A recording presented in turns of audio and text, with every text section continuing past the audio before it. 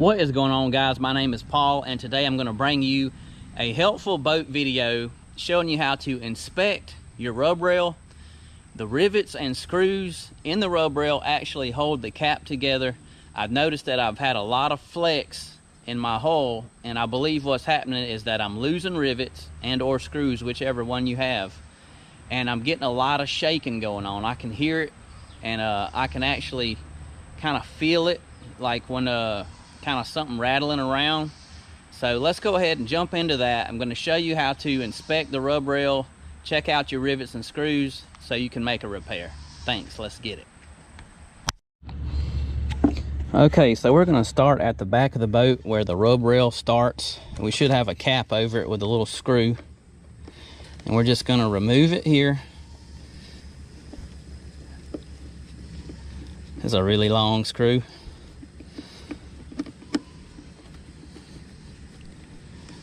All right, looks like we're getting close to the end now. Once we remove the cap and screw, we're going to take the rub rail off, well, the center of the rub rail, the insert. We're going to peel it off and check I got rivets. Some of you may have screws, some of you may have rivets, but we got rivets. All right, there's one there missing. There's one here missing, one here missing, one here missing. You can tell this whole side I'd lost a whole bunch of rivets, and I kind of put a screw here and here just to kind of hold it together till I could get the rivets to go in it. Now, I suggest having this much space is good and this much space is okay, but when you start like having to go here, here, here, here, you don't want to put too many holes in your boat, because the fiberglass will get weak along that line. So gap is good. And when your fiberglass gets weak along that line, it'll start to shatter and crack, cause terrible fiberglass damage. Now, when you lose your rivets, this is a bad situation, because water from chop and swells will actually come up the side of your hull and go into the back side of the cap and into the boat. And that's very dangerous. You start taking on water, getting real heavy, the motor gets bogged down, and you could find yourself in a bad situation. So let's get our rivet gun here and see if we can't shove some rivets off in these holes.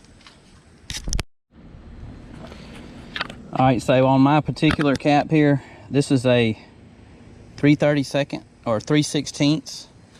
And I noticed when I put the 3/16 back in the hole, it was really loose. So I'm gonna go back with a 1/4 inch rivet. So it'll be really tight. Let's grab us a 1/4 inch rivet here. Put it into our rivet gun. You're gonna open it up all the way. Shove it in, just like this, just like that, and you're just gonna squeeze and let go. And that's it, guys. That rivet is in there. It ain't going nowhere. All right, guys, take your rivet, shove it in, and squeeze.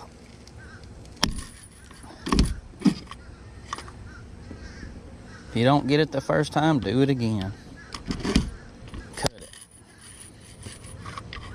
There we go. Keep on going. And this one here has a little bottle on it, so when you let go, the end falls down into the little can there. Open it all the way up, shove it in, squeeze.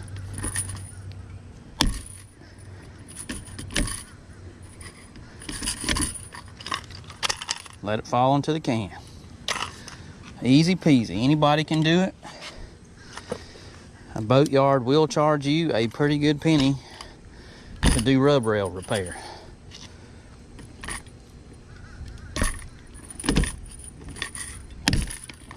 There we go.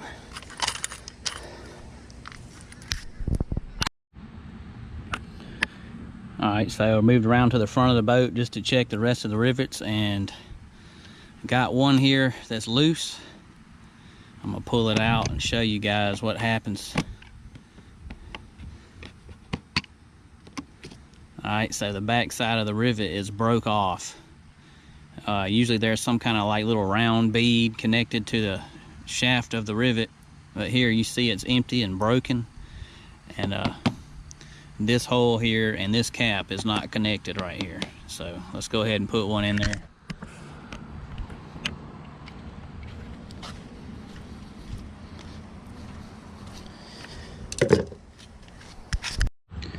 So guys, if you do go back with screws, put RTV or silicone in the screws.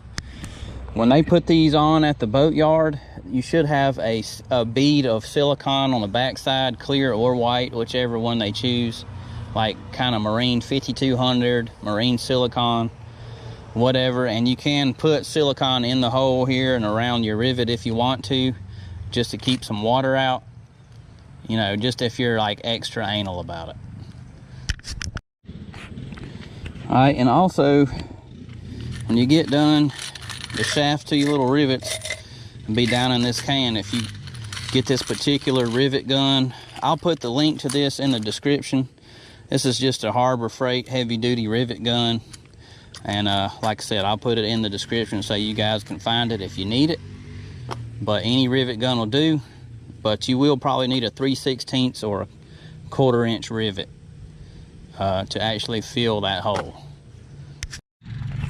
So unless you have a one-piece hole, which is very expensive and great, you won't have to fool with this. But most boats, you are going to have a cap and a hole connected at the rub rail, and I suggest inspecting this ever so often, checking on the rivets, because it can leave you in a bad situation if you don't get this fixed.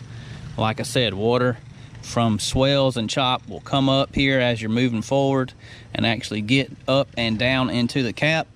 Ask me how I know. I figured this out the hard way when I test drove a used boat one time. About time I went out and came back to the dock, the back of the boat was filled with water and I couldn't figure out where it was coming from. Well, it turns out the water was coming up the boat into the cap as I was driving forward. All right, guys, I hope that was helpful to somebody. My name is Paul. This is 251 Reeling. It's really hot out here. Time to go get something to drink. You know what to do. I'll see you on the next video.